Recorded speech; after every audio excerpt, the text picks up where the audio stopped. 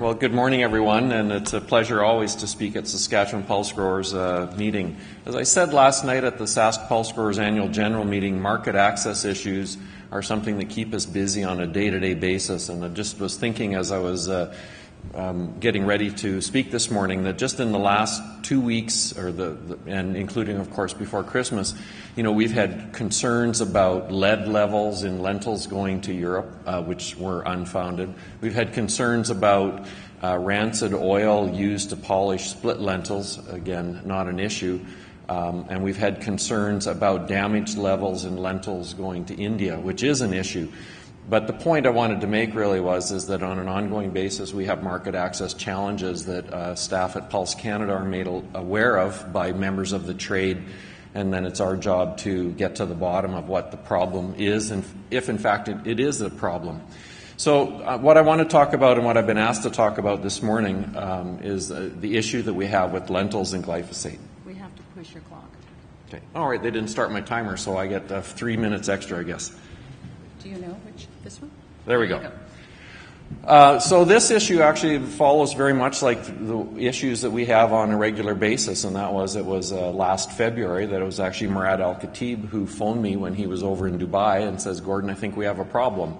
And that really started the whole chain of activity that I want to talk about this morning, and that is the issue that we've had with glyphosate residue levels on lentils going to Europe. But the story just sort of starts there.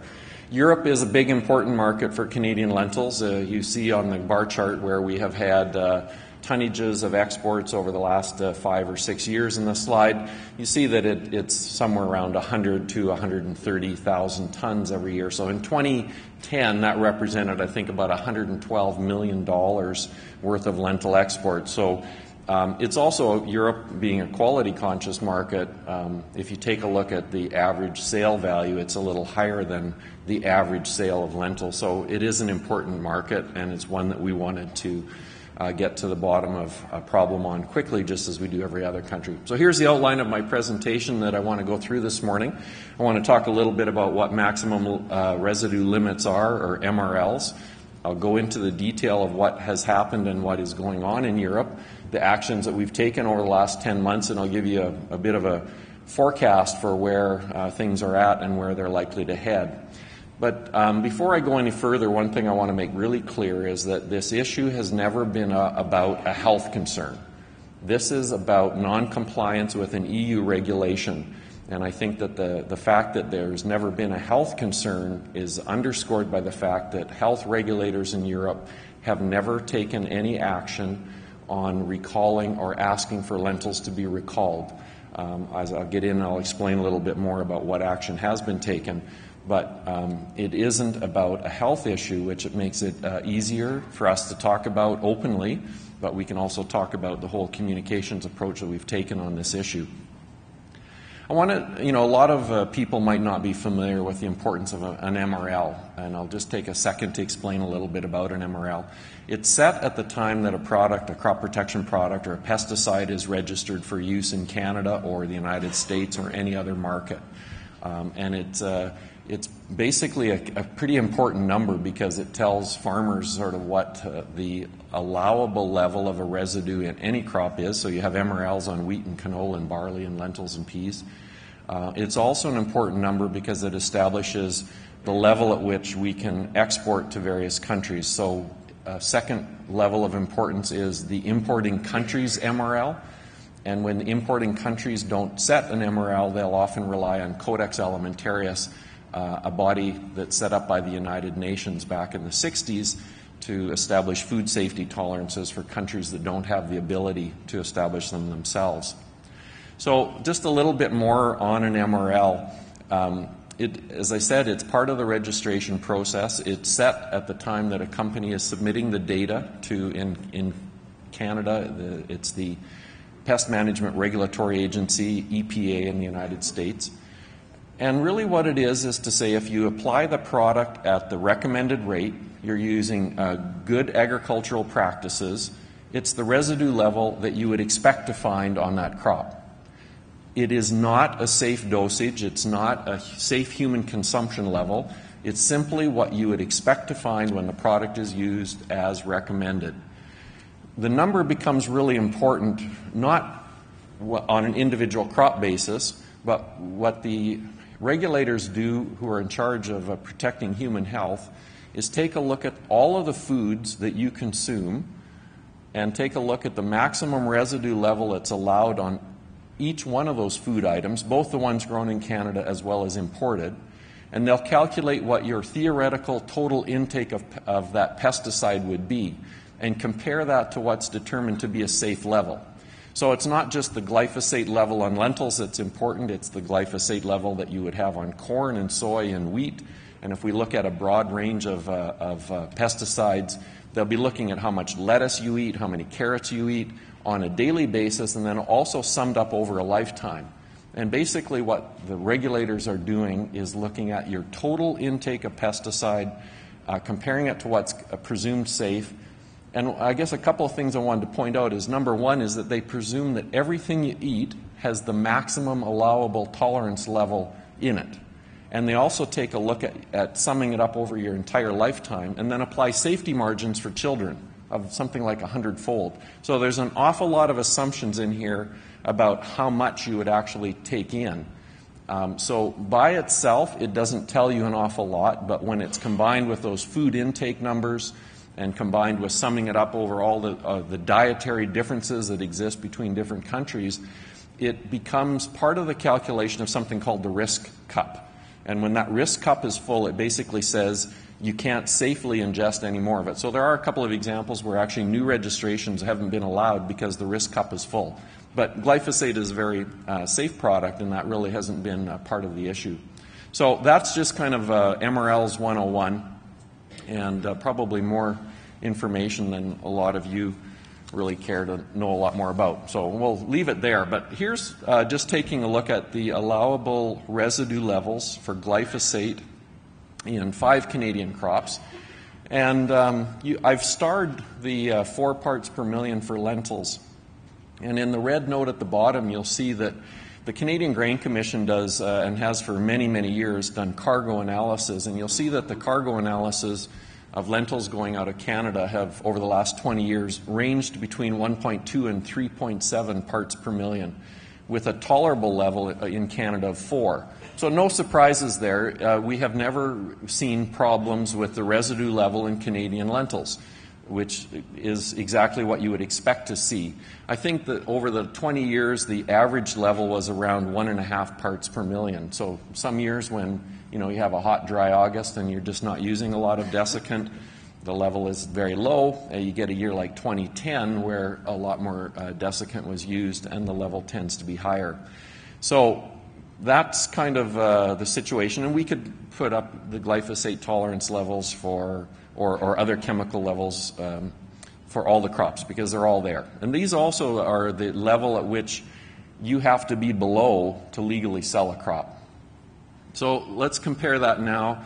Same information. These are tolerance levels for glyphosate in Canada. On the right-hand column, you'll see these are the same numbers from the previous slide, but I've put in the European numbers for some select crops there as well. And you'll see, if anything, Canada's tolerance levels are right in line, in some cases a little bit tighter than the Europeans.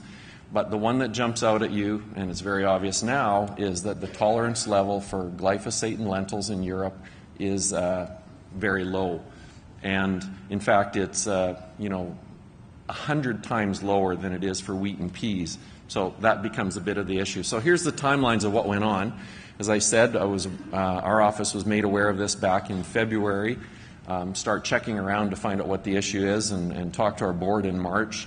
The information became much more public in April when the International Pulse Organization put out some information to its members. We discussed this at a Pulse Canada board meeting on a Tuesday, Wednesday, and on Saturday, Tim McGreevy from the U.S. Dry Pea and Lentil Council and I were on a plane to Europe with Mark Goodwin, who is a specialist that we work with, both the U.S. and Canadian industry work with. And we started a 5-country tour to meet with importers who were now aware that there were issues of exceeding the tolerance levels. And then in early May, we actually sat down and met with EU regulators. there's a lot of stuff that was going on at the same time, kind of consecutively, finding out what we knew about the tolerance or what we knew about the residue level in lentils in early 2011 from the fall of 2010's crop. We were working with Monsanto to get a package submitted to the EU, because the punchline of all of this is that we needed to have the European regulator set an MRL for glyphosate in lentils that was more in line with the rest of the world. At 0.1, it's completely out of line with where the rest of the world is. The issue is that glyphosate is not registered for use in Europe on lentils, and so there was no import tolerance that was requested. So the 0.1 was really the default level that we had to live with. So the package of data was submitted by Monsanto on May the 5th, and we were actually hopeful that this could be addressed in June. We were then hopeful it was going to be addressed in November. But the update on the situation is that the technical committee has not even yet submitted their package of information assessing the product to the health department, the European Health Department, and then it's, because that's not happened, it's not on the agenda yet for this standing committee that's noted in red. So the next hopeful date we have is that this is going to be dealt with in March. But frankly, this is a political issue in Europe, and we have no control over the political process. And what we are doing is working through the European trade, because just as you might object to a European coming here and telling you what to do, we're kind of giving some thought to how it would be perceived if Canadians or Americans were over telling European regulators what they should be doing. The news is also challenging. When we looked into it, there's also no tolerance for glyphosate in lentils at the Codex level.